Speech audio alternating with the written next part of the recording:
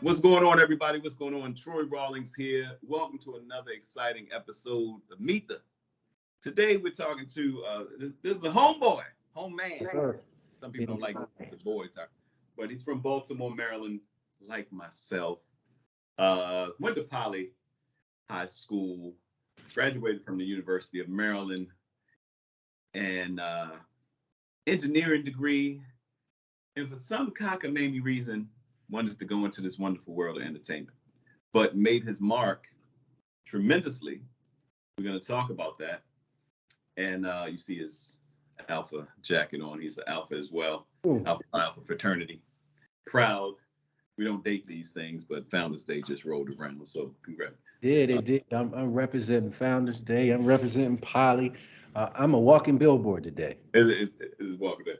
Without further ado, the author of the book, The Man Behind the Curtain, and he's going to let us into a little bit of the curtain, but to get everything, you got to get the book. So you got to get the book. Bad. The Man Behind the Curtain, Mr. Keith Lawson. What's going on, Keith? How you doing, my brother? I'm good, man. Thank you for your patience. I was running around. We tried to, we connected. Shout out to is that your sister, Julie? Yes, that's my sister / PR agent. She is an indentured servant for PR. She's got her own entertainment business. So it's one of those cases where our paths crossed over in a way that made sense. So I'm like, why would I have somebody else do this journey with me? She's been on this journey with me since before I was on the journey, because that's my older sister. Amazing, and you never tell. You can never tell. She's one of those people that's black women age like y'all vampires. I don't know what y'all doing. You're vampires. She's definitely been accused of vampirism. So we're right. But man, I want people to, we're gonna take some time and break some things down, and I want you to as much as you can. I mean, we could do several layers, because I don't want to take away from the book, because we have a lot of book readers and they're going to go out and support. Right. And just in case you've seen this early and you want to get it during the website is iamspartacus.com. You'll see it below on the YouTube, the stream, everywhere. iamspartacus.com. Well, iamspartacusmedia.com. Don't leave the media. I am Spartacusmedia.com. Because go to I'm Spartacus, something crazy may pop up and you're going to blame us. So you're like, this is not what I thought. I am Spartacusmedia.com. And like I said, it'd be in the information below. But so tell me the story. You said did you meet the person that connected you and got you to think about the entertainment side in college, or was it right after you got out of college? Well, this story really starts. It's really a Baltimore story. I wanted to say this because a lot of folks, knowing that I've been in this business for the amount of time I've been in, which is basically 30 years at this point, and the immediate assumption is that this is a BET book. This is not a BET book. This is an autobiographical sort of walk with me from my years, from my youth, all the way through my journey in this entertainment thing. And obviously a lot of it parallels and crosses over BET, because I've been at BET for 30 years. But most of the stories are not necessarily BET stories, but more so how my individual story has impacted the lives and the careers, et cetera, of all these people that a lot of people don't even know about. So I'll just start there. But BET was more like it's your day job. It's a background to, it's a character in the story, it's not the story. So it's a character in the story, it's not the story. The story is how a kid from Baltimore City, impoverished situation, sort of survived all of that, pushing for an engineering degree and path, ended up at University of Maryland, and now jump forward, I'm not gonna say exactly how many years, but jump forward some years, and find myself as a senior executive at Paramount / BET, and folks like, how did that happen? So that's really the story.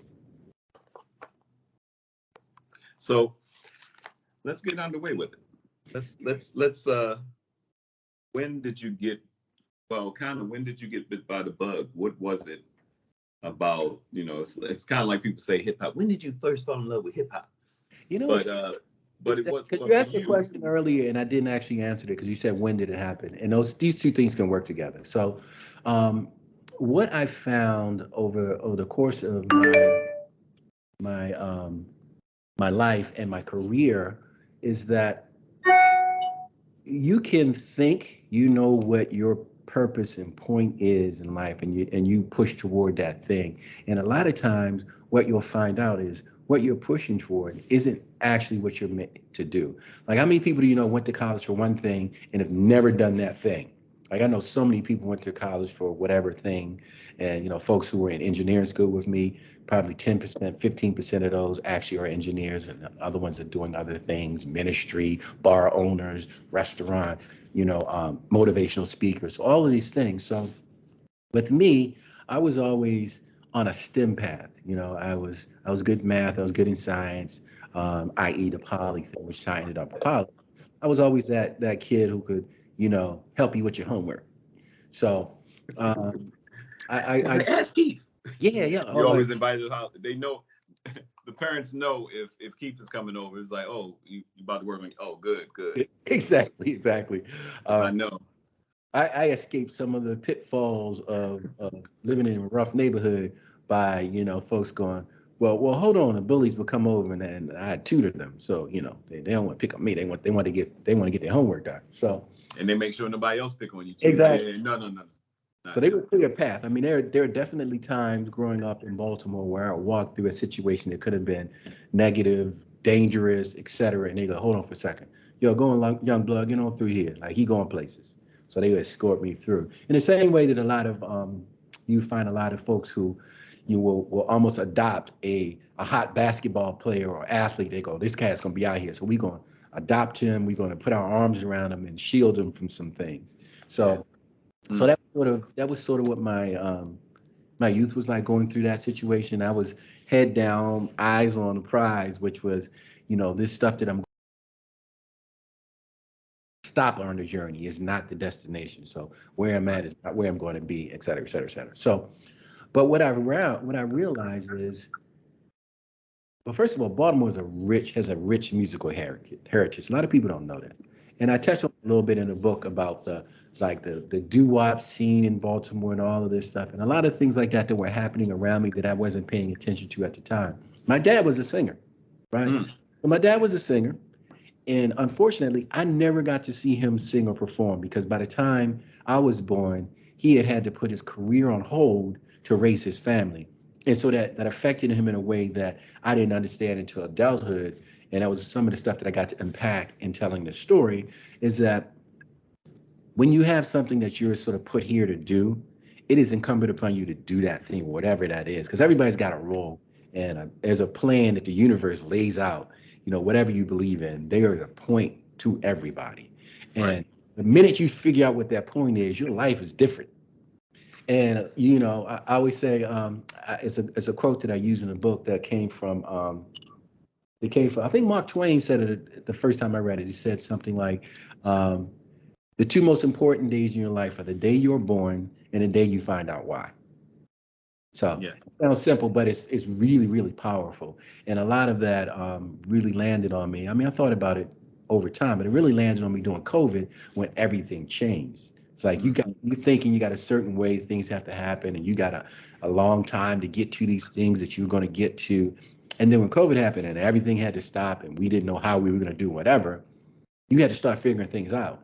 And at that Right. moment, I was like, I got to get to whatever this is that I was supposed to do here. Like, you don't want your whole life to be you run this race and at the end of the race you just disappear and nobody hears from you again. What you want to do, at least what I want to do, is at the end of that race that people can look back to some things that I've done. What good did I put in the universe? What did I leave for other people to talk about? So you live on beyond your actual time here by what you leave in the universe. So that can't be just I go to work 40 hours, I get paid, I spend that money, and then I rinse and repeat.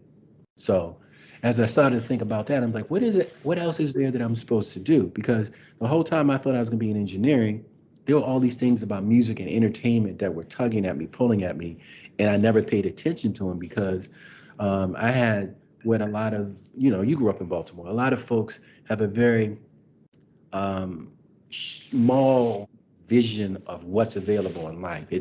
I can, it's a very blue collar town. yeah, You it's a work, college take care town. of your family, and you work at the factory and you start Yep. making a good amount of money. You move from West Coast Spring Lane to the county. Yeah. Cause yeah, Get off Fourth it's a thing. Avenue. Yeah, right. You move. So a lot of the folks that I interact with, knew, et cetera, their vision was of that, the factory town, you can work at the post office and get retirement. You can be a doctor, lawyer. It's the standards, the doctor, lawyer, but then there's the ball player. If you really want to ball out, you can be a ball player, you can be a drug dealer. And then what are the other things where you can make a lot of money, be very successful, and nobody really knows. Like, so they're seeing what they're seeing. I didn't, luckily And you for, were in the and you literally went to the because coming up. I mean, when I was coming up, I don't know if we look like we're around the same age, but some of the stuff he was referencing before, I was like, older than you. you older. but if you went to Poly, Right. you were probably going to be an engineer.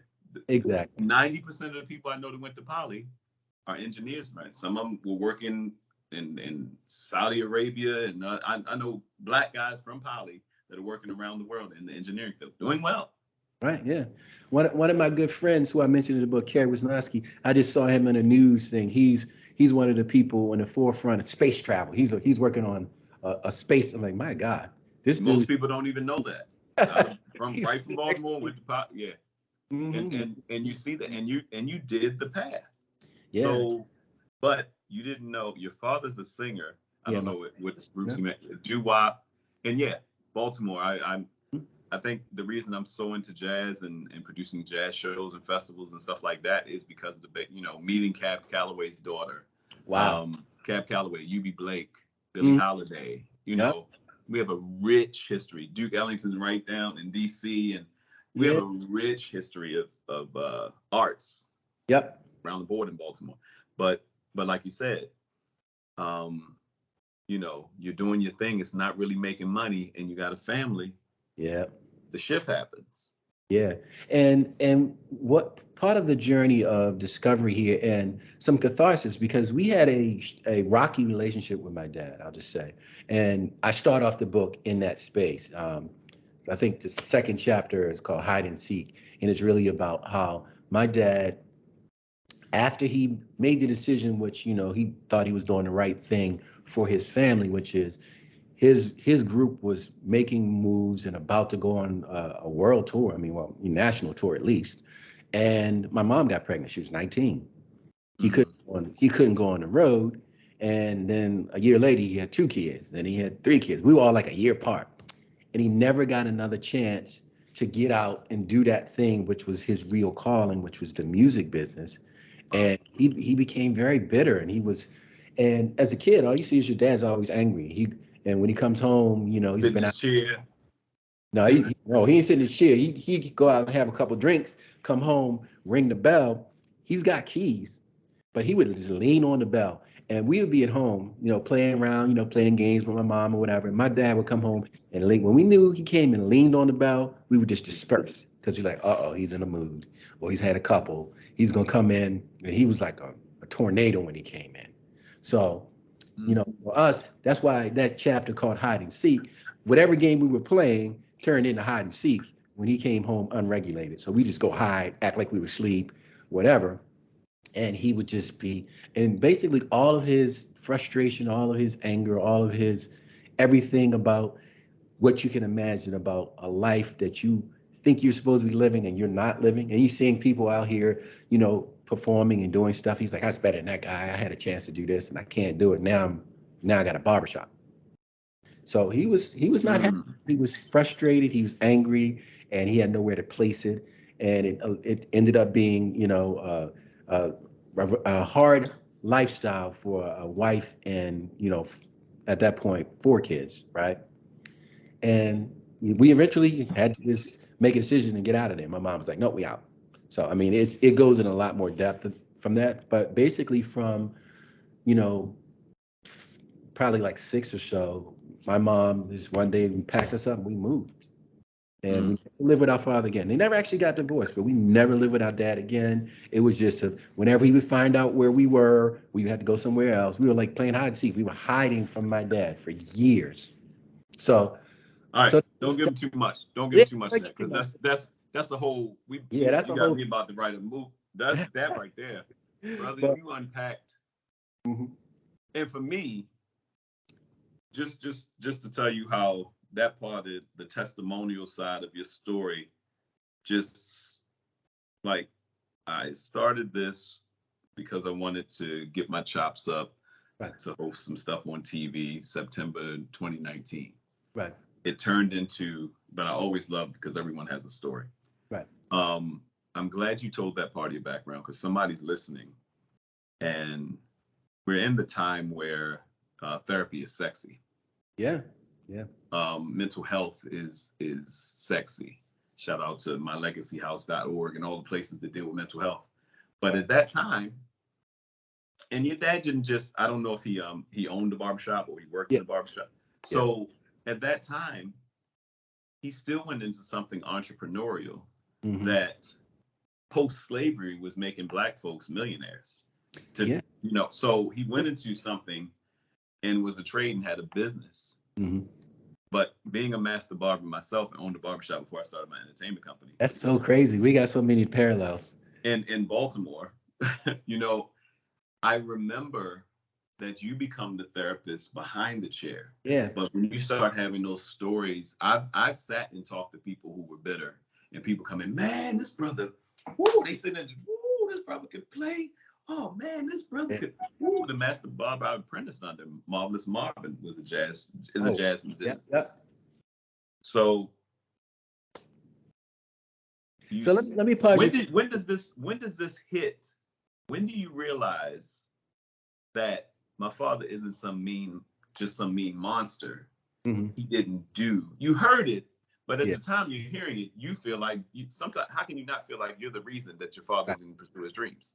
So let me tell you a couple things. So this is the irony of this.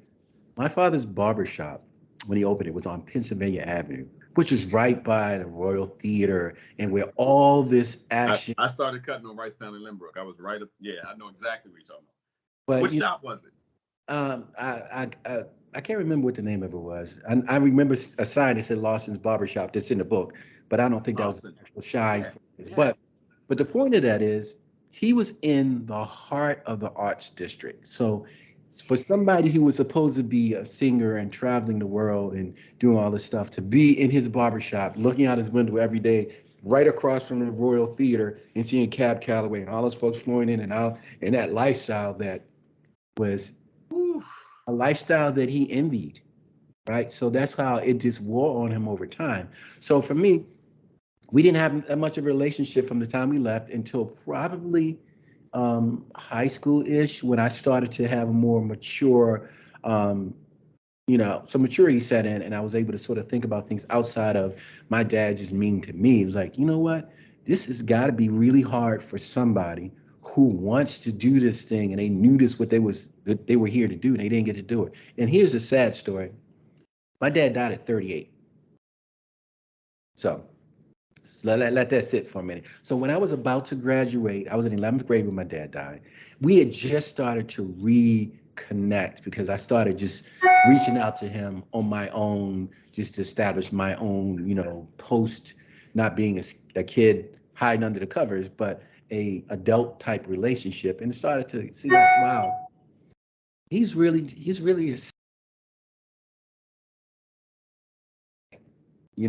the circumstances of life have worn down on him. And at the same time, the reason he's that way, because he did what he thought was the thing to do as a man. I got to just support my family. So I don't know how you balance those and how you judge somebody in that way, except that, you can't take your stuff out on other people. But what I see in his book is that you find that it is a rough life to live when you know what you're supposed to do and you either don't do it or can't do it. So that's a big underlying messages like do what you're supposed to do. When you find out what that is, go forth, right?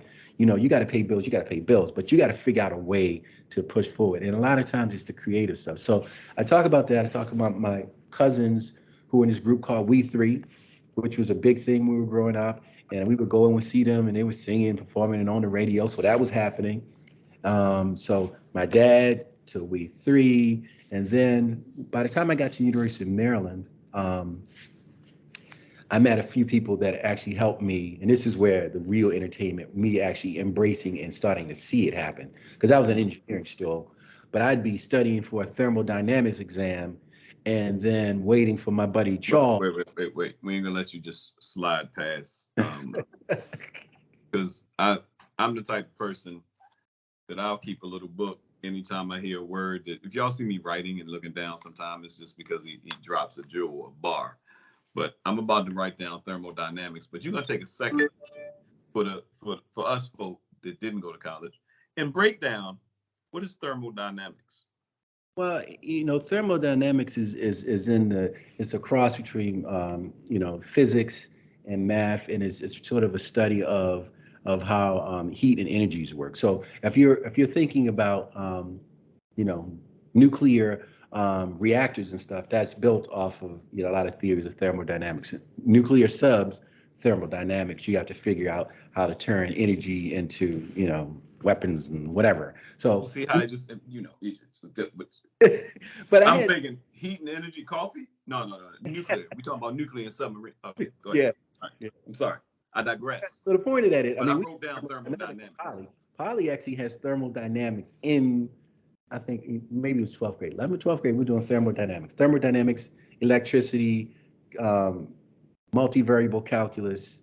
I'm gonna tag some poly folks in this. We're like, you ain't know? No, I went to Milford. Oh, they know. Milford. It was I got some great theater arts program in Milford. It blessed me. That's why I got my improv chops. We hung out with Milford Mill. So, but the point of that is, I'd be studying for an exam, and me and my buddy Charles and my friend Gary, all of us came from Poly actually.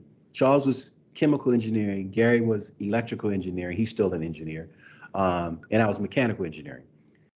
We had a DJ group, the three of us. So we'd be at Charles's room in the middle of the night. Was that We Three or no? No. We Three was a singing group, and that was my cousins, and they were. Did y'all have a name for y'all DJ group? Because back in the 80s, my brother was a part of Electric Puppeteers, so they were breaking group. The Electric Puppeteers. The Electric Pop, the white gloves and the black shirts and the man. Yeah. Man. But yeah, we I'll tell you that in a second. We had a group called the Maniacs. And what we did was it stood for something: men achieving nobility in academics and college society. So we came up with truth be told, we came up with the name first and backed into it.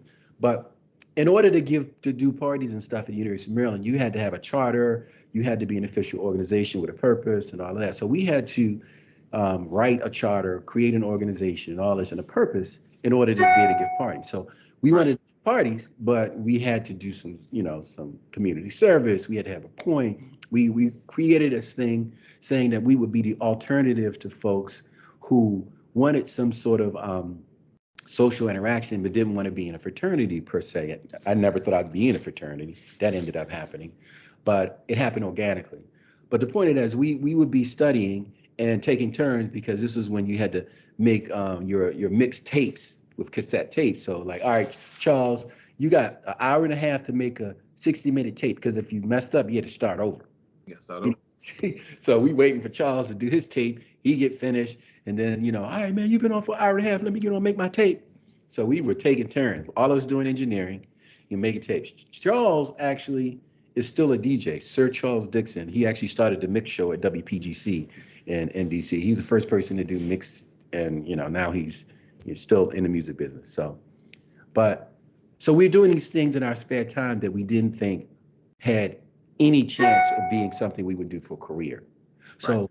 we're doing all this hard work in engineering, but all our passion was waiting to get to a spot where we can get on the turntables and make mixtape. So that's a lesson in when you have something that you're passionate about, you make time for it, you have the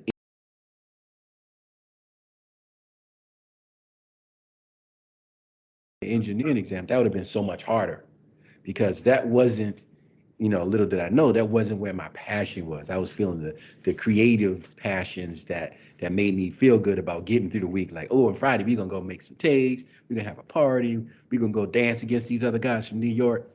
So that was the thing. So it was again that entertainment drive and that music and creativity stuff that was pulling at me, and I wasn't paying attention to it. All I was paying attention to was what I thought was the one way that I would be successful, because my mom had put everything into making sure I can go to college. And I wasn't about to say, hey, I know I got this mechanical engineering scholarship, but I'm gonna be a DJ. That probably wouldn't have played that way. Now, here's the irony. I know so many DJs, like my, I'm somewhat friends with D Nice, who's making millions of dollars being a DJ.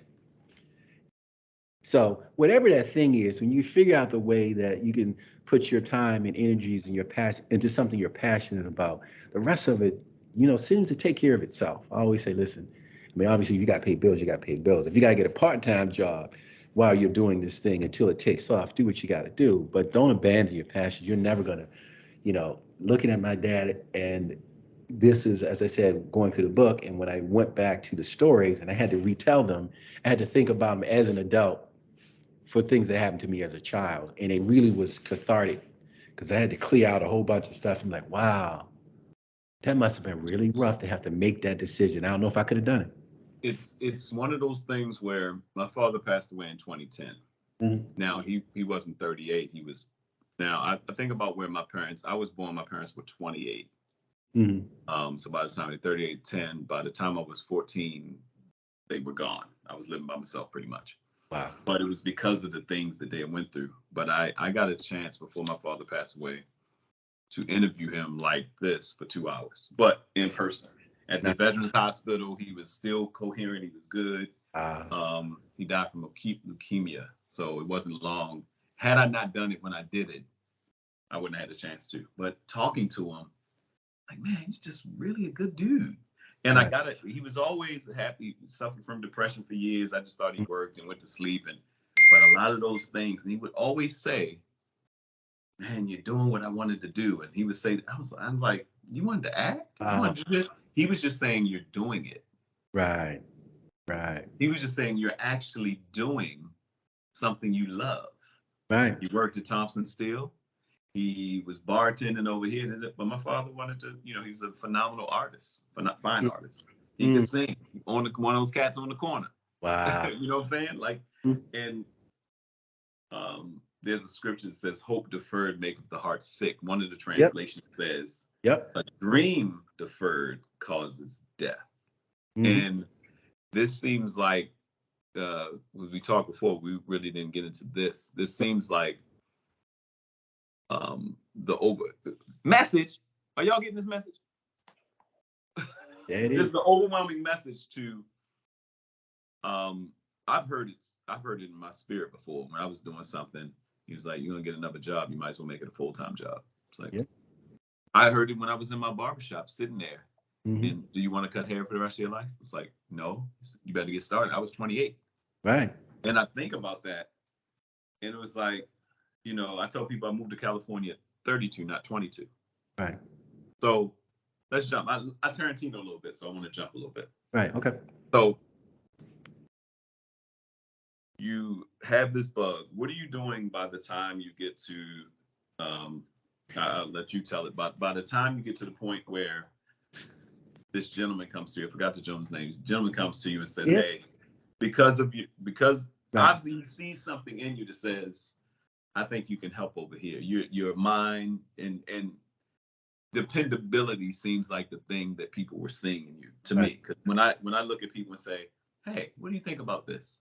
When I pull people into this entertainment side of things or something that I think they have something I really need because when you're a visionary and you're in the entertainment flow and you're actual artists, you miss all kinds of stuff. You need people like a sound mind to say, hey, when did somebody tap you on the shoulder and say, hey, I think you have something that we can use over here?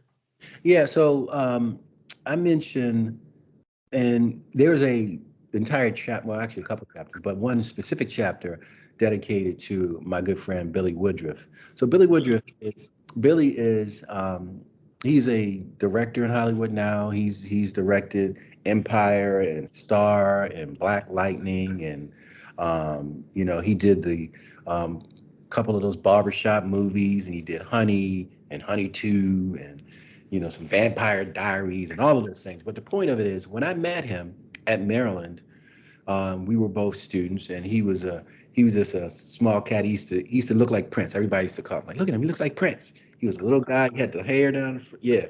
That was, so when I met him in a dining hall, and it was the middle of a situation because some football players were harassing him.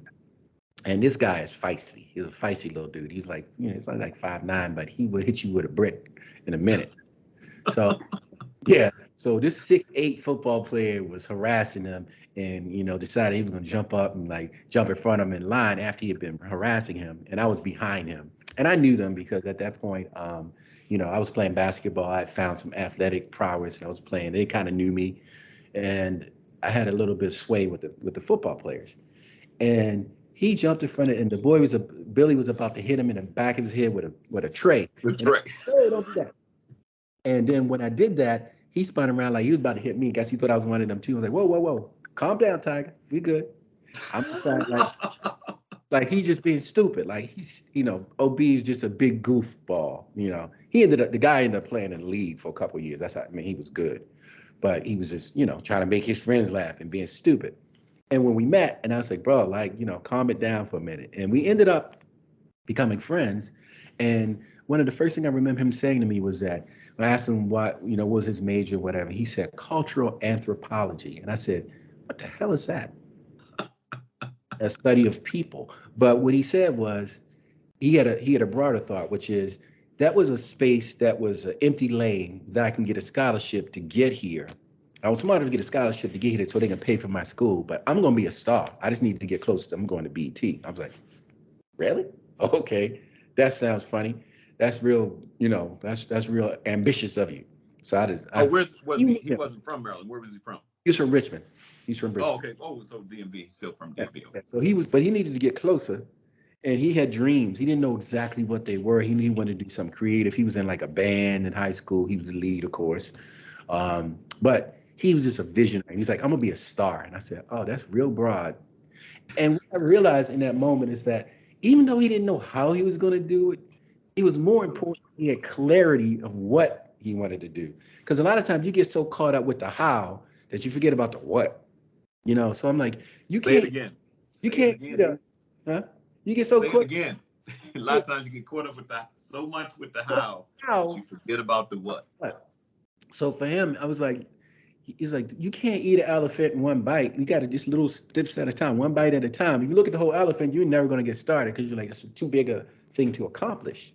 You're looking at it like this huge task. He wasn't looking at it. He's like, I know eventually that's where I'm going to go, but this is going to take a whole bunch of little steps until I get there. Each step is going to get me closer. So, he was one of those people who's always thought like that. And so we got to be friends, and he knew I was a DJ, and he was, very much involved in music. He loved music. He sang, dance, or whatever.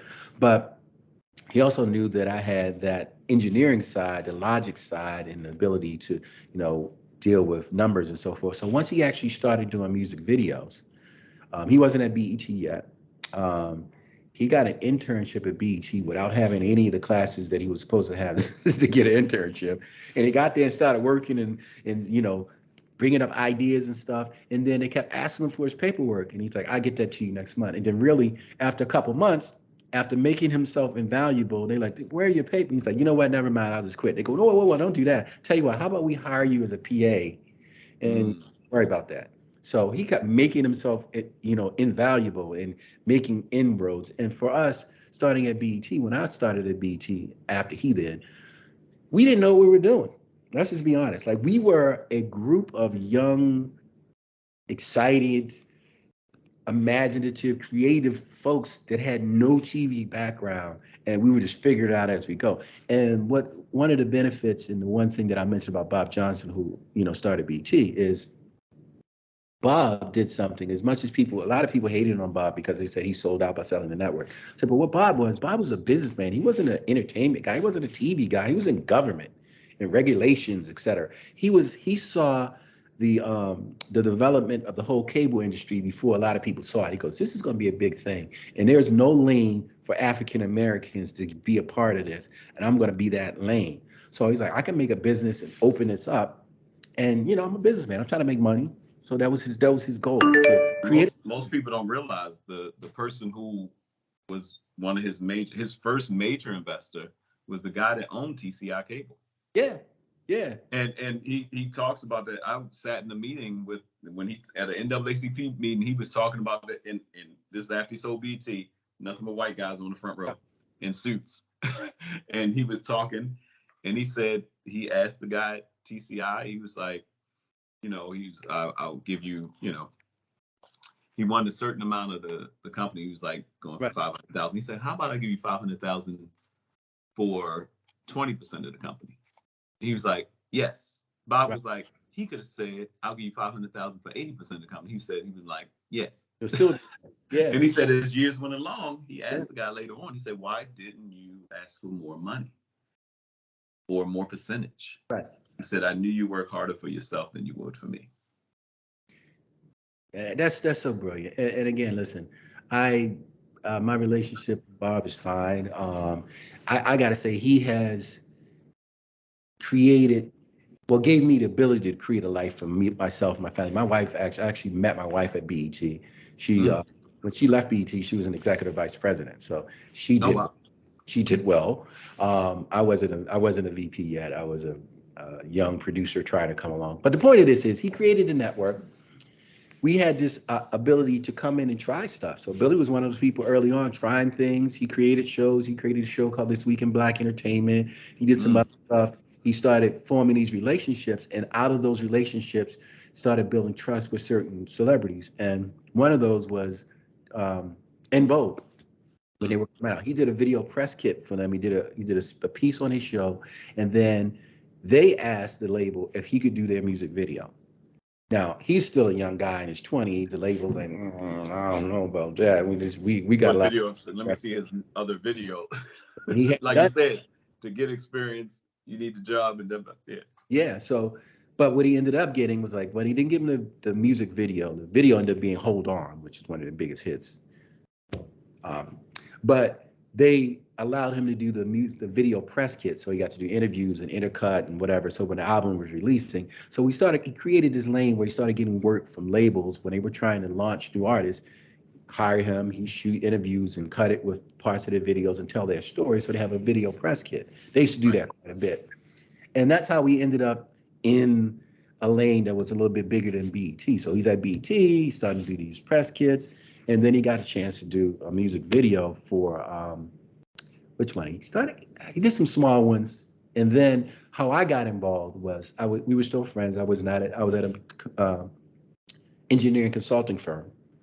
And he has started to get small videos, $15,000, whatever, rappers that, they're not going to miss it. Here, we need a video, but we're not going to spend $100,000 on it. And 15, this guy's going to kill himself. Right. Sure looks good. Let's go in the alley with some black and white. Right. And he would take that 15 and make it look like 30 every time. Wouldn't make any money. But it had to look good. So he didn't invest in himself so that it looked good. It looked like it ain't cost no 15. How much you spend on that? But he was involved with Vivian Scott, who is now Vivian Scott Chu, who at the time was the VP of Epic Records, and she was about to sign Shabba Ranks. And they had to go to Jamaica to do some, last minute work and, meet the folk and all that. And Billy's like, hey, why don't you come with me? I'll hire you as a PA. I'm like, what's a PA? Production assistant. What does that do? He's like, just basically a gopher. You just do just whatever we need. And for those watching, the younger folks that don't know who Shabba Ranks is, at one point in time in late 80s, early 90s, Shabba Ranks was the biggest reggae star. Yeah. He would have been equivalent to a modern day Bob Marley as far as his fame. Shabba Ranks was that big international as far as reggae, dancehall, rap. He was the man. And Shabba's whole image when he came to the U.S. was he was trying to be the Bobby Brown of dancehall. He had like Bobby, all of that. He did. Shabba did have he had the Gumby A lot of with the people don't part know in the that. middle. He did Now that. Shabba, you know, Yeah.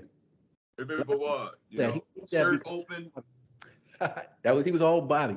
But the thing of it was, if That's he hilarious. played album would be his. So I was No the doubt. DJ. I knew the music and I knew what he was saying because like my partner in my management company was Jamaican. My good friend Dalton, who I stayed with for a time right after college, was Jamaican, whole Jamaican family. So I'm the interpreter. So he said, "Come with me. You know the music. You play this when you DJ, and you know a little bit more than I do." So they wanted to sign him, and half the time they had no idea what he was saying on record. So I would be there when we showed up. I'm like, "Hey, this is a hit song. However, this word, this word, this word, which are in the hook, this is Can't play on radio. you can't play that on the radio." Like, really? What? So yeah. So everybody's yelling bumbleclot and all that. I said, that's really bad word. Like, Right. and you couldn't play that on US radio. So it became I was almost the interpreter. So I knew the music. I was helping them navigate some of those things. And we came back. Billy was doing the press kit. We came back and he said, we got back from Jamaica. He said, yeah, why don't you come and sit in and edit with me? And and as I sat in the edit again, interpreting, etc., like helping him, and he goes, "Yeah, we got to interview some other folks. Here's some people that I knew. Like, who else do you know that were influenced by Shabba?" So I started giving him names, like Heavy D, blah blah blah blah. He goes, "Heavy D." So yeah, Heavy D is part Jamaican, and so he said, "Yeah, we're gonna set up an interview with Heavy D." Went to New York, interview Heavy D. We had the thing set up. He's like, "Just come with me, help me write the questions." I did that. Sat in the interview. The camera was set up. The chair. And you're not even, because it's not set to you, you're not realizing at this point you're producing. Right. Well, what I didn't realize, I thought I was just helping him. And when we got to the interview, the chair was open, and he said, "All right." I'm like, "What?" He's like, "You're doing the interview." I'm like, "What do you mean, me?" He goes, "You questions, sit down and have a con." And I'm like, "Oh my God, this was amazing about him." That I say a little bit about him and my good partner Kit Walker, who's important in his book, is that there have been people who pushed me in spaces where I was uncomfortable, and they had more confidence in me at the time than I did, because I was playing in a space where I'm comfortable. And I say this a lot, that all growth happens in a space of being uncomfortable, right? If you don't push yourself beyond what you already know you can do, that's all you'll be able to do. So even when you go to the gym, I say you go to the gym, you bench press until failure, right? And then you come back and you do a little bit more the next time. That's because you push yourself to the breaking point or to where you're uncomfortable, and then that muscle breaks down, and then it heals back up, and it's a little bit stronger. You can go further. Same thing with life and a lot of these opportunities. If you don't get uncomfortable, you're going to be comfortable, but you're not going to be moving.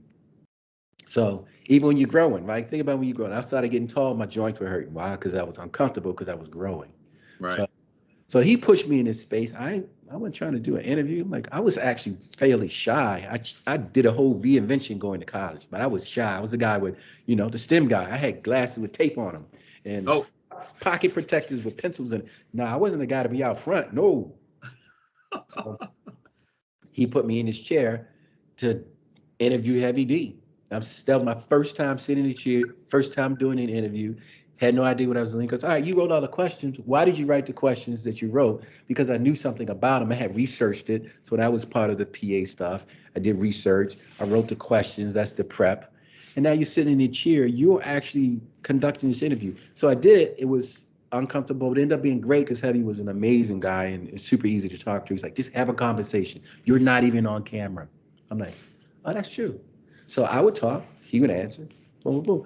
Then I thought that was it. I'm like, all right, man, well, thanks. I got to get back. He'll say, yeah, so the next thing we got to do, I'm like, we? What's it keep saying we? Next thing you know, I'm sitting in the edit suite. I'm logging the tapes. I didn't know how to log tapes. He showed me. He's like, here, write down everything he says, type it out, mark the stuff that you think is good that we need to put into the interview when we cut the overall piece. So I did all that. Next thing you know, I'm a, I don't know, producer, associate producer. Yeah. I was producing the edit sessions, and he was just giving me more and more rope to continue to develop. And a lot of it was because he knew I was creative. He knew I had all of this musical stuff that I did on the side that I wasn't paying attention to. And he knew he couldn't say, hey, quit the engineering firm and come work in TV with me, because that wasn't my vision early on, even though it was his. And he was saying things like, yeah, this guy's gonna be helpful. You know, I trust him, one, which is important. I know he's got integrity. I know he's a hard worker from where he came from to get to where he is, and he's got focus. And he's not gonna be a guy that's gonna, run out and just be about jumping out in front of the camera and trying to be a star. But right. Understands the value of hard work, because everything about my life has been about hard work to get to where I was. And you were a finisher. You said you wouldn't do something, you started, you finished. Right. And that's the biggest thing. And when you're really good. When you have deadlines. Yeah, exactly. And then a part of it is, a lot of it is the logic of like engineering. What a lot of people don't think about, they just thinking about, the bigger picture, is that engineering for the most part is about teaching you how to think. Not so a lot of stuff is like we're proving theorems, for example. Like, all right, why does this thing equal this thing at the end of the road? You have to make all of these decisions along the way. This because of this, and therefore that, and QED, that means this. So you have to be able to problem solve without knowing the path from A to Z. You got to fill in all the pieces. So a big part of it is teaching you how to think. It's not telling you what to do, because you got multiple ways that you can get to almost any of these answers using different theorems and different things that you found through through study, etc. So you got to learn how to think. So I was a problem solver, a practical person. So that helped him. Like, all right, I want to get to this, because he was pure creative. They would give him 50,000. If you let him, he would spend the whole thing to make sure it looked pretty. I'm like, Billy, how can we get 90% of what you want, and that other 10% make it so that there's money left over? So a lot of times he was like, I gotta have this I remember one video in particular. I gotta have this trampoline. I'm like, why do we need a trampoline? This gonna risk. We might have to shut down the whole thing if somebody go off that trampoline. Well, most of it was we had to pay additional insurance. We had to have the trampoline. Yeah, that's what I was about to say. And we were only making, $30,000 on a video. You can't spend $5,000 on a trampoline. He was so upset. And when we got done, he was so upset. But when we got done, it was still, we were able to find a way to get. And depending on what time it is, some of y'all be like, why you need trampoline? But some of the stuff, you want those slow mos. Jump up in slow mo. People doing splits in the air, they don't get that spring. But anyway, the point of it was, he knew I had enough of his trust that I could pull him back sometimes and allow us to make money. Because his first couple of videos he made, it cost him money. And then he started bringing me in as a PA. And then he said, learn what the producer's doing, learn what the production manager's doing, mark down everything. They look through all of the prices of everything that they have. So the next time we know what stuff costs. They can't, I want to say this because I mean, we're not going to have enough. We might have to come back and do a part 2 but I want to say this because I know you, of course, in the time you don't see it. Right. But it sounds like your friend with Billy, I think Billy. Yep. He was, I don't know when he realized that he was golden at managing. And that's a big deal. And so he's managing and showing you, he's giving you things and you're knocking them out. You mentioned something before when we were talking, and now I see where the connection may lie in. You find yourself, I'm turning a little bit, jumping a little bit. You find yourself later getting into management. Yep. Did you even know that, those pieces were coming together? Because to be able to manage, it's one thing to be able to manage a project. Right. Whole nother thing to be able to manage a person. Yeah. A person. I'm not even talking about a group. Multiple people. Yeah. You know what's interesting about that? And this is why it's funny. And this is why this title kept coming to me. So I started this book with the title, The Man Behind the Curtain. When you think about it, I'm like, as I look at my life and all these things I've touched, and I've always been somehow looking at the bigger picture without being the person out in front. So I'm like, and when you realize how life works, everybody can't be that person as out in front, but there's so much industry behind that person. One person, right. There might be one person out front and 100 people who've done all the things to get them to where they are. And what people see is those folk that are out front. And a lot of times those are the shortest of the careers. Like I couldn't have been 30 years as a rapper. No. So very few. the fact that I'm able to find things, all of this industry that was the business of music and entertainment is what I found along the way. And I found that I've always been a person who's coaching, who's guiding, who's putting the pieces in place. After Billy actually sort of opened that door for me, and then I've been that type of person. Like, all right, I don't have to be able to sing, but I know somebody who can sing, and I know a label, and I know people to make videos, and I know that I can, put these people in these situations and guide them as long as they have the integrity, the ability to work hard, and all of those things. I can put all these pieces together, and when that happens, break off whatever my management fee is. I'm going to continue to make money. I like to call mailbox money. I don't have to be out on stage. I don't have to physically do something in that moment to get paid. All of my work is stuff that's all over the place and all coming in from different streams. So I like to say mailbox money. But yeah, I need to get back to that. That's that old money. Like, oh, yeah, it's like every that's month, what I want. One. Oh. man, and you know, uh, you know, percentages from performances that I didn't have to do. I got four performances going on at the same time, and I'm getting money from each of them. I got Born America's on one stage. I got you know, Dealey's Kennedy on another stage, who was, someone who we managed, and Ananda Lewis is out and making stuff on TV, and we get money. So all of those things are a way to be involved in it, but not have to be out front. And that's where I realized there's a career there, because I'm like, I'm somewhat of a introvert, really. It took me a minute to get to a space where I'm comfortable talking. In fact, I started pushing myself to be uncomfortable to enter things so that I can get better at them. And now I've conquered that thing and I can move forward. Now I feel a little bit more comfortable. So don't give me a mic. So all right. So we're gonna jump a little bit even more. We talked about what brought you, and thank you for taking the time to. Absolutely. Because people need to hear people get discouraged, especially when you're older. Because now what we're seeing is a lot of people who are older who've done the careers even longer. You went fully into engineering, whatever, and then and then something like pandemic happens, and they realize that what they thought was sure ground is not, and the things that they're passionate about, they find themselves going back to. Yep. Or finding new things they're passionate about. I have friends that are now 50 that have been with a company for 25 years, especially a lot of women and women and men, and they're like, they seem disgruntled, and you kind of want to let them know, look, there is safe. The world shut down. Right. There's safety, and you. What do you really have to lose? What do you really have to? And it's easy for a lot of times. It's easy. People see me, oh, Troy, you're doing it, but they don't know how many times I lost everything. Right. Yeah. Quote unquote. I'm still here, but they don't know how many times that process does that. You find a work home in BT, doing the creative, which most people think, oh, that's the dream. Oh, you got the dream. But like you said, that was work. Right. But you found yourself on the creative side as well. Right. As you're going along, because you mentioned something, you dropped the knowledge. You was like, yeah, I'm looking at, you're 30 years with this company, but I'm looking what I'm about to do next. Yeah.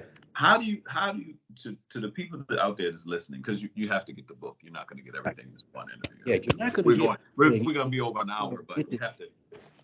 Sidebar: you have to get The Man Behind the Curtain by Keith Lawson. It's on iamspartacusmedia.com. So and Archway Publishing and et cetera, et cetera. But yeah, all of those. But what do you tell the person that is now in their 40s, in their 50s? Some people in their 30s, but there's some 40s, 50s. Yeah. It's like, I've done this and I've always wanted to. Right. Listen, what I've started to say, and this is something that a conversation that I've had to have with my kids, like my oldest son, who's been on a path that has not necessarily been straight. And side plug, you mentioned something about mental health or whatever. I'm very passionate about mental health. My wife, my family, we started a foundation. It's called the Sunrise Project, which is mental health and dealing with being a safe space to talk about mental health with, parents of Black boys, because we had a struggle with my son. But what I realized, small, but the path isn't always straight. So what I've been saying is don't let anybody put a timeline on what your how long it should take you to get to whatever it is that you need to get to. That don't let anybody else impose a timeline on you. Like for me, it was like, all right, do you have to go to school at 18 and be out by 22, and then that's the timeline because somebody else said it? Like, no, my son didn't want to go to college. He said, I want to go to Atlanta and work on music. I was horrified because I'm like, oh no, don't do that. We did everything to make sure. But he needed to do what he needed to do. He spent a year and a half there, then decided, okay, I'm going to go to school. So now he's at University of Colorado Boulder. Wow. But, Wow. but he's constantly confronted with he feels out of place because he was an old freshman because he took so long to get started, and a lot of his friends are seniors or whatever, and he's a freshman. He's like, I don't want to live in the dorm because I'm 20, almost 21, and these kids are 17 to 18. I'm like, but this is a choice that you made, and don't let that get in your way. There's going to be, there's going to be obstacles that you have to overcome, and every decision you make comes with a set of circumstances that you have to deal with. Your decision to delay college, which was probably a better thing for us and for him because he wasn't ready. He would have just wasted our money for 2 years. Right. He wouldn't have been doing what he's supposed to, and now that he wants to do it because. And you want to hit it up and say, son, you know how many 20-year-olds wish they could take a time to be living in the dorm and going to school? Yeah. Have fun and get your education, boy. Right. and be the leader you are. Yeah. You some of them looking to you and you're like, oh, they acting so silly. Well, let them know, hey. Yeah. Got a couple. I mean, you big bro. Don't rush to be old, because then once you get old, you're trying to get young. You're like, I want them young years back. Why are you rushing into all of this? Like, take some time, especially when you ain't got to pay for it. Like, come on, bro. Like, you don't get it until these bills. You don't like us, like you getting a chance to talk to your father, me getting a chance to really sit down with my pops. You don't get it until it took me getting to 48 to realize what my parents were going through at 48. Yeah. There's just no, I'm looking at my 12-year-old daughter, and I'm looking like, yo, really? But dude, she's in middle school. You were talking about girls coming up talking to you, and she's like it too. She talking about guys and girls now. It's a whole nother world. Right. But so that's key. Yeah. What was the catalyst? What was the thing that said, because I talk to people, being a book author, helping people write books and doing all the stuff, book tour, everything. I talk to people all the time. They want to write books. Right. Maybe a handful of them actually go through the process of needing help to write it. Not only did you say it's time to write a book, but you once again got the book, wrote the book, finished the book, got with a subsidiary of one of the major companies, Simon & Schuster, and did the book. What was the thing that said, now's the time, and this is why I want to write the book? What were those things? What was the reason, and why now? Right. So the why now, let's start with the reason first. So over my 30 years being in the entertainment industry, there have been so many interesting, exciting, crazy, funny things that have happened that involve celebrities. Folks that I've worked with, folks that I've launched, found, whatever, assisted, whatever that is, and as well as some other stuff. It's more stuff. I have a second book could be not people that I necessarily influenced, but just crazy stories.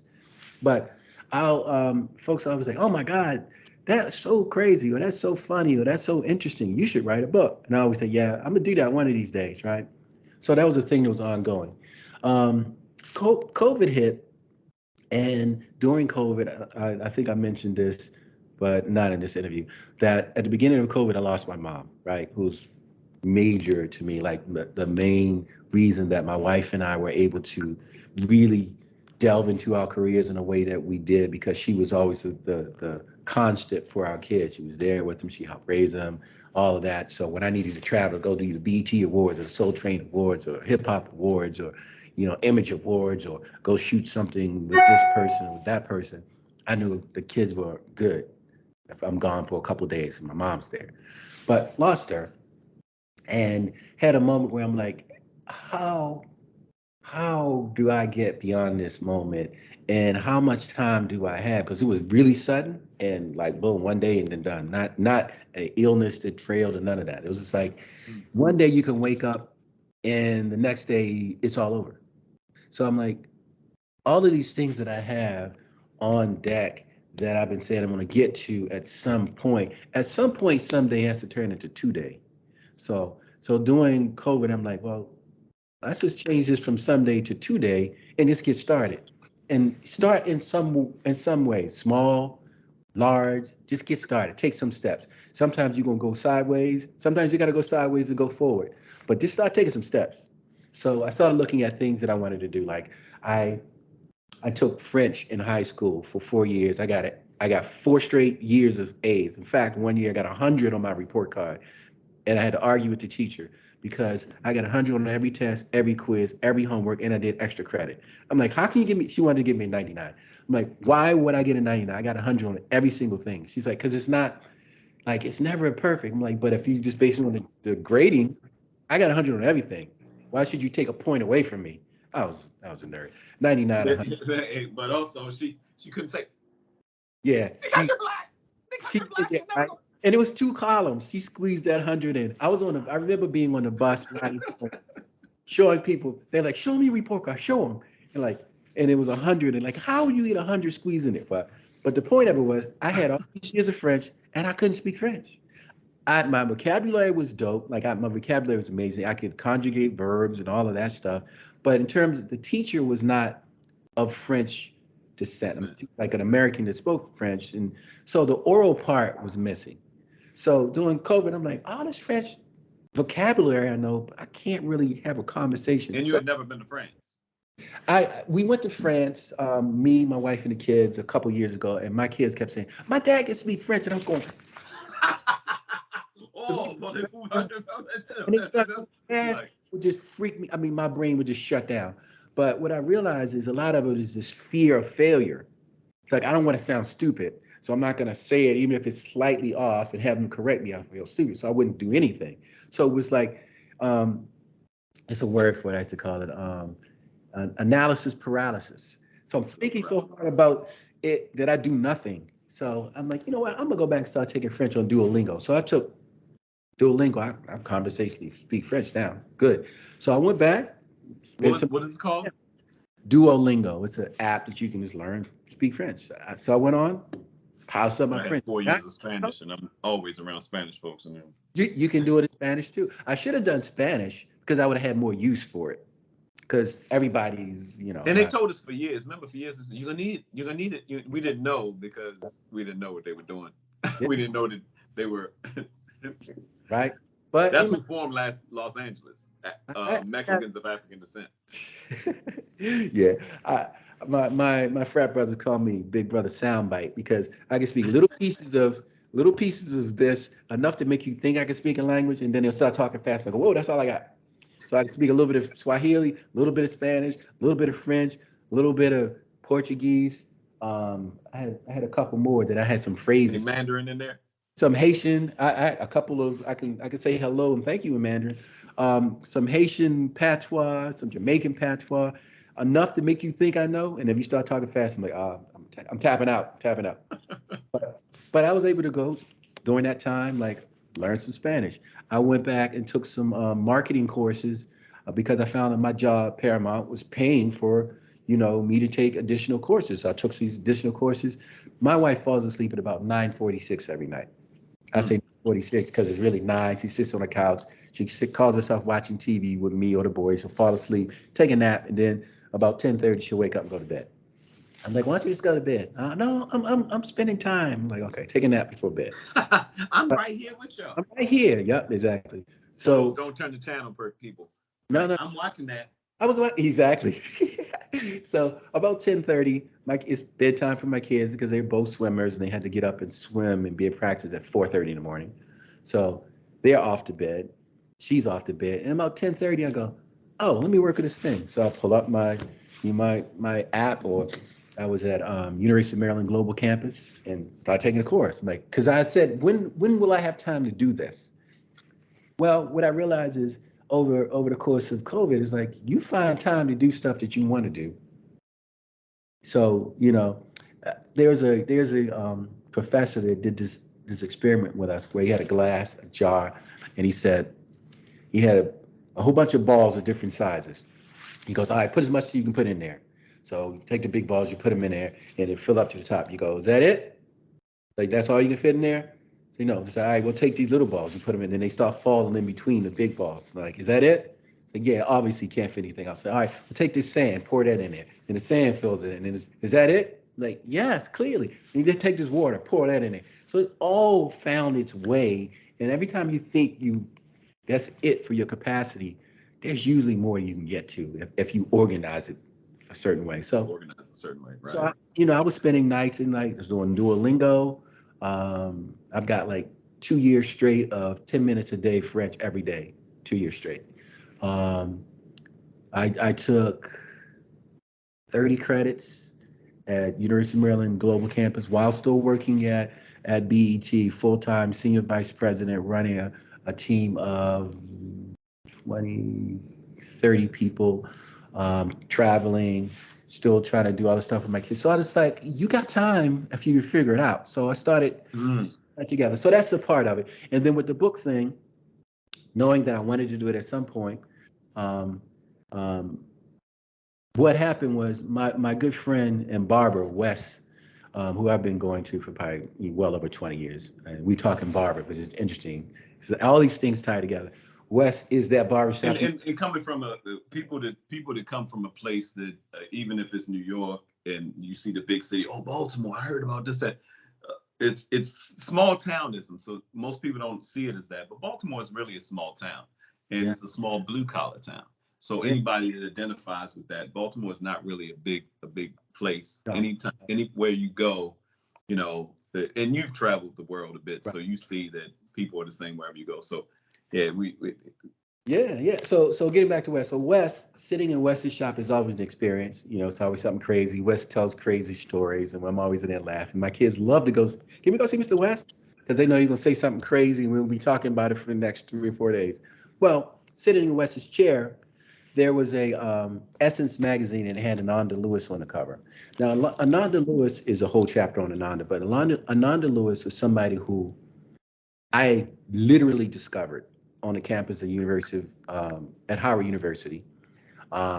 She was doing something, standing in for somebody doing a magazine show because I had one of my artists, they were supposed to do an interview and the person was missing. Sent her. Like, who is this gorgeous young chick with this powerful deep voice? I couldn't tell what she looked like. I just knew she had personality. Like, she had a great face, but she had this energy and just it was a voice. You would think she. I always thought, I was like, did she have radio? Yes. So it was the voice and her presence and all that. And I was like, man. So we did this interview. We finished, and I spent a while trying to get in contact with her, reaching the guy who would set up the interview, and he would never give me her information. I said, well, give her a number, have her call me. And I ran into her months later and said, hey, I've been trying to contact you. I ran into her on the set of a music video. She was an extra. And I'm like, what are you doing here? And she said, what are you talking about? I'm like, I've been trying to reach you for months. Guy had never told her anything. So anyway, just fast. Yeah, I get it. So yeah. Yeah. Exactly. Fast forward, I connected with her. We started talking. I was only managing music artists, me and my partners. And I was like, dude, I got this young lady. I think we can make some money off her. And they're like, we don't do like TV actresses. What are we going to do with her? I'm like, I don't know. But I'm telling you, we can make money from this project. Like, she's going to be something. We can help guide her. We can be that plug. And they trusted me and said, all right, well, you're going to have to lead that because we don't know nothing about TV because we in music. I actually did this whole thing, got her the audition, snuck her on sets so that she could read prompter, like, because I was doing Video Soul at that point, and we would shoot Video Soul, and then they would leave. I was like, leave the prompter up. And my good friend Elise, who was a camera op, who's also an amazing producer as well. She was the first president of the Grammy Society in DC. So she's another person. She's mentioned, but we would leave the set. We would leave the lights.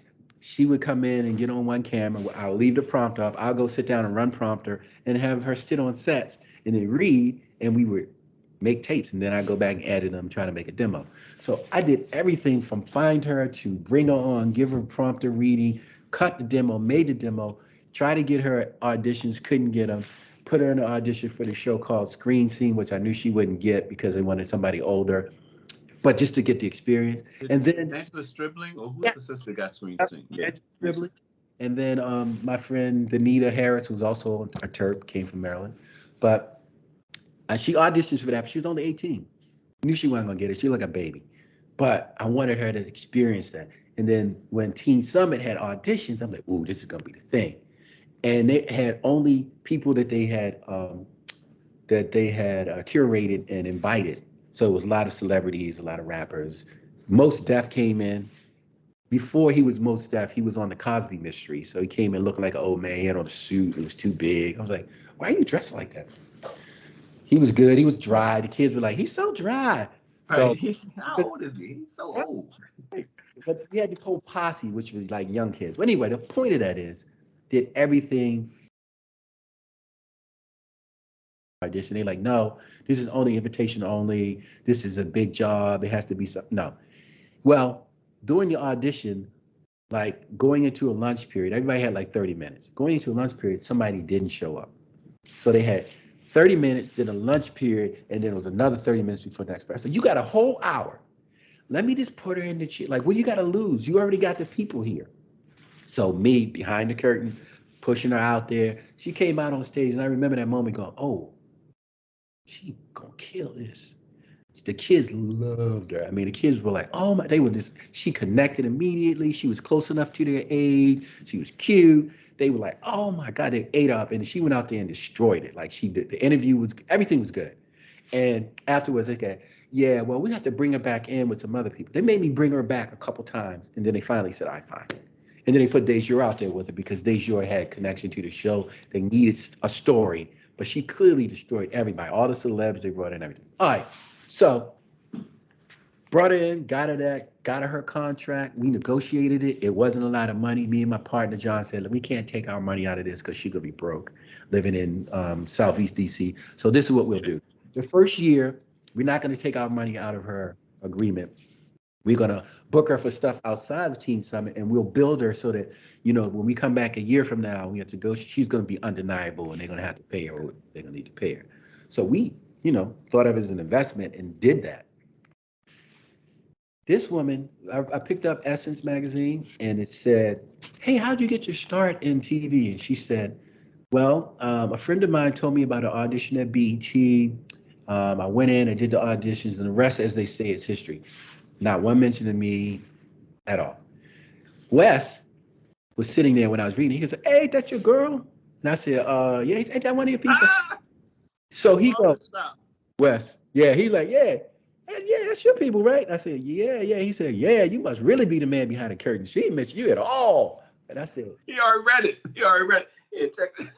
I said, "You know what?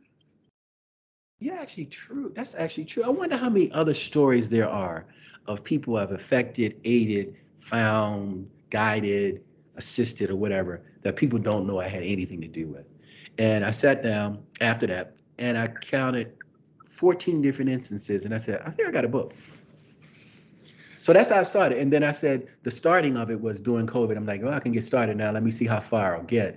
And a lot of people that write books, you know, for you authors out there, I say the biggest step is to just get started. Don't worry about perfect. Don't worry, but to get something out, you can edit it, you can tweak it, you can add to it, but just get started because it's so intimidating to get started. But for me, because these were stories that were already written, it was easy. I'm like, I'm not even making up nothing. What I'm doing is deciding what not to put in the book. So I'm like, this story, and not that one. This one, this one. So I just started putting them down. Now, what I did, like you said, there's a part 2 coming. There's another book coming. But it's not. It's a different. It's a different flow, But by the time I put the stories there, then I said, okay, what's the thread? The thread is, how did I get here? Like, how did I get here? And how is it that a kid from Baltimore that had no musical talent that he was aware of, or no reason to be, in the entertainment industry ended up in this entertainment industry. And I started tracing all of these things that were like the angels on my shoulder going, hey, over here, like your dad's a singer. Did you know that? No. Your cousins and we three almost had a #1 record, but Marvin Gaye bumped them out. Oh, really? I forgot about that. Yeah. Your uncle, who was neighborhood, I'm gonna say gangster, basically, spent most of his most of his time incarcerated. But when he wasn't, he wrote this big hit for We Three. I'm like, dang, even this dude right. That's interesting. And then, you know, all these other folks that I've touched, like Born Americans, who had a big hit, and I managed, and Chucky Thompson, who was part of Diddy's whole crew, who produced Faith, Biggie, Craig Mack, yeah, so many other people got Grammys for that. With somebody I actually helped get started because he was charging $500 a track when I met him. I got him on a for Born Americans, paid him 5 times that, and then Diddy came in and said, "Hey, that record you just put out on Born Americans is a smash."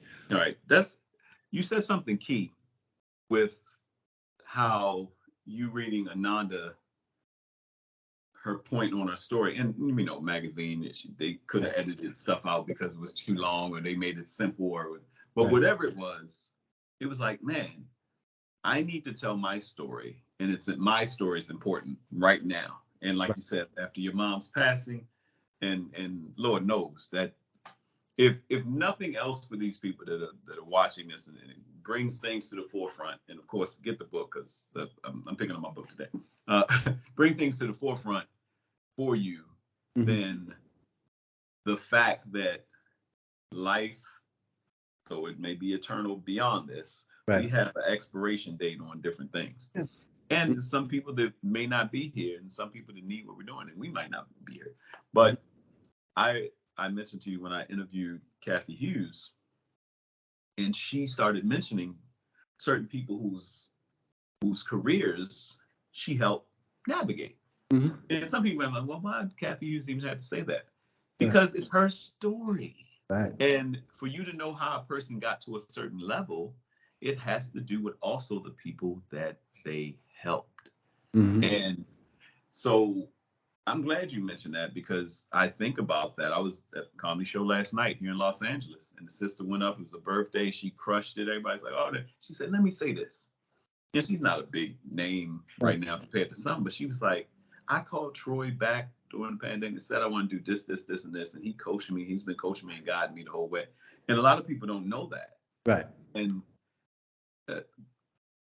I tell people all the time, if you've been doing anything for 20 years, 30 plus years, you can be a consultant.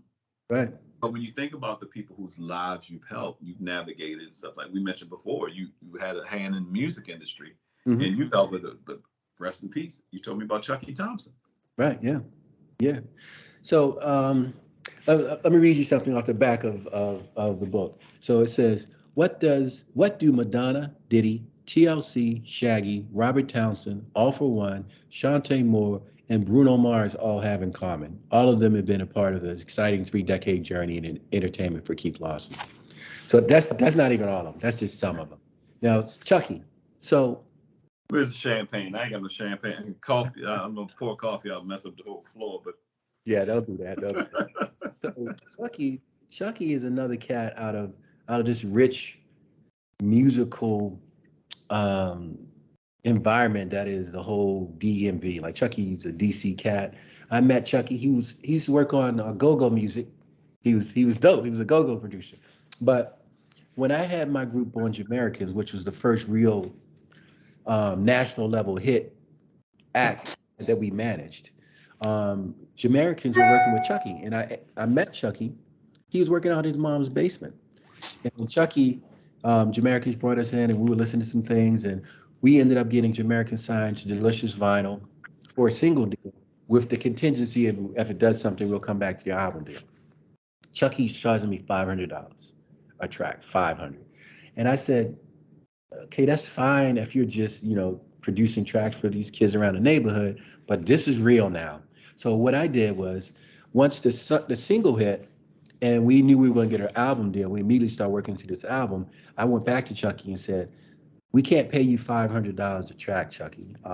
We don't have a great budget, because what I said was, guys, we don't want you to end up with a giant hole that you're going to be filling back with, trying to pay back all this money because you took out $500,000 that you didn't need to do. If we can do this record for 50, let's do it for 50 and start making money immediately. But for Chucky, I said, Chucky, we're going to pay you 5 times what you asked me for. So instead of 500, I'm going to give you 2,500 track, and we're going to guarantee you 5 tracks. So for Chucky, that was a lot of money considering he was only asking for 5. And in fact, it caused a little ruffle with the artist because it's like, why are you paying him more? He only asked for 5. I'm like, just because as a businessman, as a man of integrity, and knowing what the value of what he's bringing to this is, I can't with a straight face say, here's $500, thank you, and run away and do an album. I can't do it. So we signed a contract to do 5 tracks, 2,500 a track. Boom Shaka Shock was the first single. It started smashing. It was getting 30 plays a week on PGC and KYS in the area. It was on the Billboard charts. We were starting to get, requests to appear, etc. Went right into the Killed. Right. Puffy reaches out to Chucky and was like, hey, like, I'm trying to round out my hitman squad. He knew a little bit about him before, but he's like, you making these hits out here, when you gonna come make some hits for me? And he says, I tell you what, I'm gonna pay you X million dollars for everything.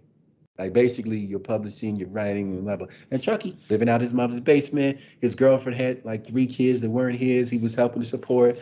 He was struggling, right? But he was talented. Didn't have access to the people that Puffy did. So yeah, you're gonna take that money. So he took the money. About a couple months into Boom Shaka Talk on the charts, I got a call back from Chucky. Chucky and his DC Drive was like, yo, what's up, Joe?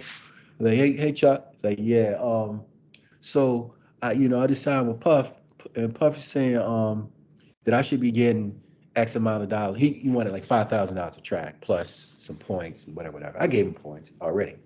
And I said, yo, well, Chuck, like we already have a deal. And in fact, it was a better deal than you asked me for. And he said, yeah, well, Puff said I should have this. And I'm like, well, unfortunately, we have a deal. He said, well, here, Puff want to talk to you. He put Puffy on the phone. So that time in my career, I was like, oh, snap. He put Puffy on? Puffy gets on the phone and he was being Puffy. Yeah, what's up? So, yeah.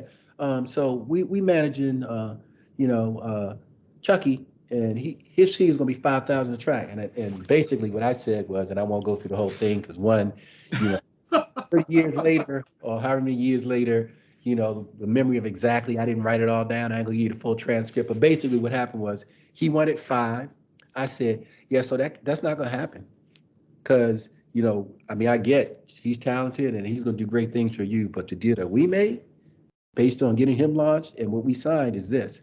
And we ended up getting what we paid for. So he did 5 songs on the record, did a great job. They were all nice tracks. He went on to Puffy and did Faith, Biggie, Craig Mack, everybody, and like made over $100 million for Puffy. And he, Puffy paid him out. And from what you just said, Puffy bought out his publishing early. Yeah. So it basically was like, listen, if you got a choice of you making $500 a track and somebody offers you $3 million, so you got to take what you take. So he took the money, and Puffy made a ton of money, so that little $5,000 would never matter. So, and interestingly enough, luckily there was enough social media around, so he didn't have my face looking at me when we had that conversation, because over time at BET, we've crossed paths, worked or whatever. He never connected it. So he right. Until this interview. Right. Until he's not to worry about right now. Right. But what I will say, last thing on his mind. Yeah, come back around. Yeah. I mean, I try to round out the book with some stories that gave some perspective, because there are lots of stuff like that where like we knew something was a hit, but we didn't have the money to make it happen. Like the whole Basketball Wives franchise with Jackie Christie and all of those guys, we were the first ones to come up with a basketball family show format, reality show format. So we did a show called, me and my partner Eric and a couple other folks did this thing called Committed to Christie's. We grabbed Jackie Christie. She was on with the idea. It was right after she'd had a big splash because she'd had this incident where her husband Doug had gotten in a fight with Rick Fox during the playoffs, and the bench is cleared into the tunnel, and Jackie ran out of the stands and started swinging her purse at Shaq. It was crazy. So everybody knew Jackie, and he also knew that supposedly whenever Doug was on the bench and the cheerleaders walked by, he would look down. Every time he did something on the court, he would Jackie. So it was a whole thing. Everybody's like, "What? This couple is different." Well, everybody knew them. We pitched this show. We sold it to VH1. It was great, and they were like, "Yo, here's 6 figures. Go do a pilot." And I was like, "What?" Started working on this pilot, but down the road, it became a thing as they knew me, my partner, and our other partner, Maurice. 3 young black folk they hadn't worked with, they had no track record with. They didn't know if they could trust giving us, $1 million budget and expecting And it. this was post Flavor of Love. This was, yes, post Flavor Love, because it was Yeah, 9. so they were bankrolling. Yeah, They were really they're like, bankrolling hey, reality. these things is jumping off. So, and in fact, the guy that I met with, Michael Hirschhorn, was one of the guys who, the reason I met with him is because I would look at all the reality shows, and at the end it said executive producer Michael Hirschhorn. And I'm like, oh, that's the guy I got to talk to. So, all that to say, we did this show, we did the pilot, and then they loved it, and but they wanted us to partner with another company, which was a white company that they've been working with, and somebody's friend probably, and this company called Pink Sneakers. Jackie was not having it. She was like, yo, wait, pause. I only agreed to do this because I trust Crossover Films, Keith, Eric, Maurice. That's who I agreed with. I trust them. I know what I know they have my best interests in mind. We decided to do this together.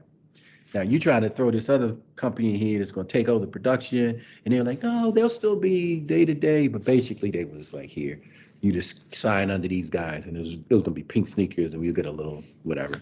And I understand how the business works. A lot of times you got to scrape your face on that first thing to just get in the game. But Jackie was like, yo, Jackie is ride or die. She was like, yeah, I ain't doing it. She cussed out everybody on the phone. We hung up. They called me back. They go, if you can't get her in order, it's not going to happen. Needless to say, it didn't happen. But we took the money and what we had shot, and we ended up adding a little bit more to it to create 6 episodes that ended up running on after bouncing from VH1. Like Mark Cuban bidded on it for his HD network. Ended up on BET Jazz, which was BET-J, which then turned into Centric, which then turned into BET Her. But we ran those 6 episodes, licensed them on BET-J. It was the highest original program they ever aired.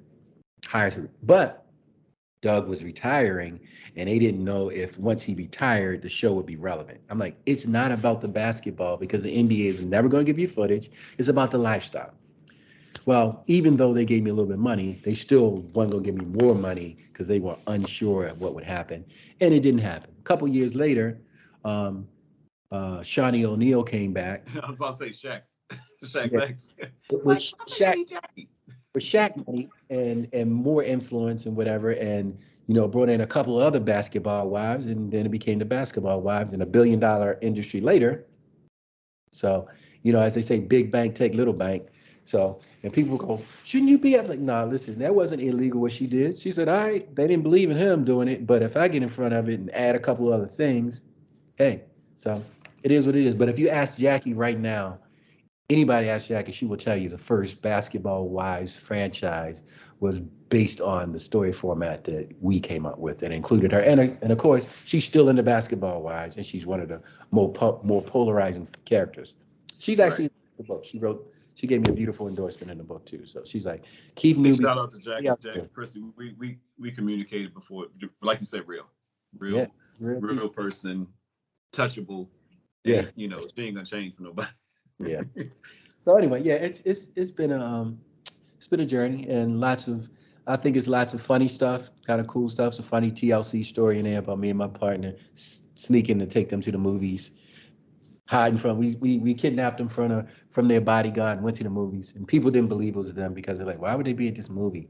And we pulled up in an old raggedy Toyota Corolla. And all of them could fit in one seat. For sure, because they're about this big. So it was so funny because nobody believed, like, why would they show up at this random movie theater in a Toyota Corolla with these 2 guys and just come sit down? That can't be them. It just must be somebody that look like them. And we use that. We're like, I know everybody keeps saying that. got through a whole movie. We went to see Candyman, crazy movie, Oh Candyman. wow. And, They screaming and yelling and and they the were. first Candyman was up. And they were making noise like everybody else. They were there making noise. I was like, shh. It's like, don't shush us. They were there laughing. They were just having a ball. But yeah, this fun stuff like that. But obviously I didn't have any, anything to do with making their careers. But we did. Billy and I did do their first video press kit, which is how we got to be friends. So it's little stuff like that. It's kind of cool. And then a lot of just reflective. And again, it tied together that whole thing with me starting with, my dad and then we three, my cousins and all the way through Jamericans. Oh, and a great Shaggy story, which is, worth a read. And ended up on a Bruno Mars story. So we got Bruno Mars, we got Madonna. Yeah, it's a good read. Hold up that book so everybody see it loud and proud. There it is. The man behind the curtain. And which LAWSON. Real stories from an entertainment insider. That's the subtext. Real stories from an industry insider. So, yeah. Tell people how to get in touch with you before we get out of here. Yeah, you can reach me via my website at iamspartacusmedia.com or info@iamspartacusmedia.com. Spartacus is spelled Spartacus. iamspartacusmedia.com. That's the website. You can order the book from the website, but you can also order it directly from Archway, Simon & Schuster. You can order it from Amazon.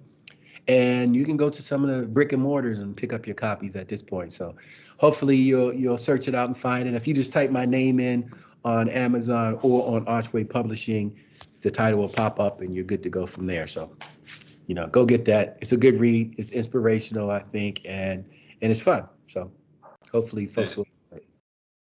Pleasure. And I love this. I started this Meet the Show to really build my chops up, but also I love hearing people's stories. And your story has intertwined in so many of our lives over the past 3 decades. Yeah, man. But just sitting down and talk with you, a pleasure. It's not the last time we'll do it again. Absolutely. Y'all go out and pick up the man behind the curtain, Keith LAWSON. You'll see that you're probably watching this now, YouTube. You'll see some clips on Instagram. Share it, talk about it, and Keith LAWSON, thank you for taking some time out, brother.